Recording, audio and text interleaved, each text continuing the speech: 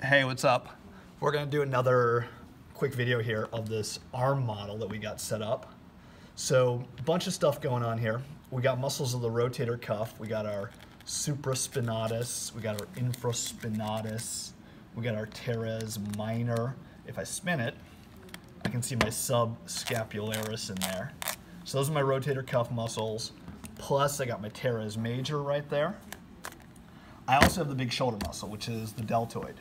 You can totally see this deltoid coming off the spine of the scapula. You can see it coming off the acromion. You can see it coming off the clavicle as well. Deltoid is going to roll down and come in onto the deltoid tuberosity of the humerus, which we can't see, but it's, trust me, it's in there. If we look and keep going down, we got our Triceps Brachii. So three parts to it. There's a long head, there's a lateral head, there's a medial head in there. These guys are going to come up and come off the humerus, come off, or off the back of the humerus, come off the scapula as well. You can come down and see them coming down onto the elbow, onto the olecranon process. Good way to do it is to find this elbow zone, this connective tissue here, then 1, 2, 3, Triceps Brachii. If we rotate a little bit, next to that lateral head of the Triceps Brachii, we got the Brachialis. Brachialis is sitting underneath the Biceps Brachii. We keep turning, I'm still on the Biceps Brachii, and I can see the Brachialis on the underside of it, on the inside here, next to that brachial nerve and brachial artery right there. So I got my Brachialis on both sides underneath my Biceps Brachii. If I rip off the deltoid, we can see the Biceps Brachii coming up. It's got two tendons here. It's coming up to the coracoid. It's coming up to the glenoid cavity of the scapula as well. It's coming down and it's going in here and it's grabbing onto the radial tuberosity.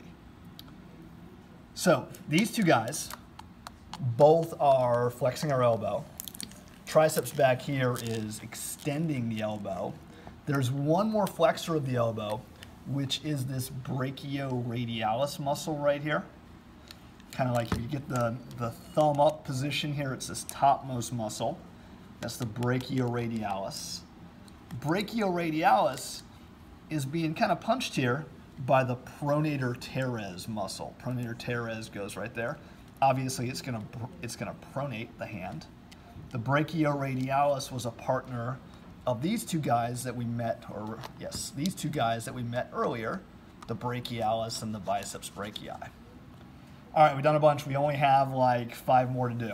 That's it. Okay. If I find my Brachioradialis and I look at the front side of my forearm, so here's my Brachioradialis, kind of next to it is the flexor carpi radialis, coming up off the medial epicondyle of the elbow, coming down onto the second and third metacarpals. That's the flexor carpi radialis.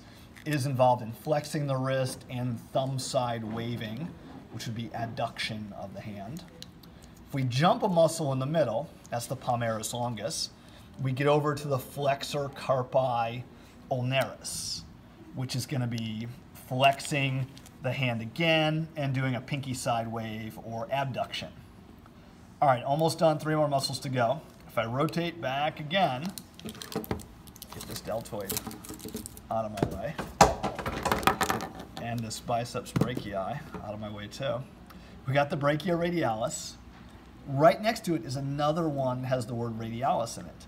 This is the Extensor Carpi Radialis longus. It is going to extend the wrist and be involved in thumb side waving, which is going to be abduction. And if I rotate this guy slowly back over here, remember I had my flexor carpi ulnaris. There's my ulna right next to my flexor carpi ulnaris. And next to my ulna on this side is my extensor carpi ulnaris, which is going to extend the wrist and do a pinky side wave, which is adduction. Last but not least, if I take some of these pieces off, so I took off my flexor muscles, I took off my pronator teres, and underneath I can see my supinator muscle, which is going to supinate the palm. And that's it. See you later.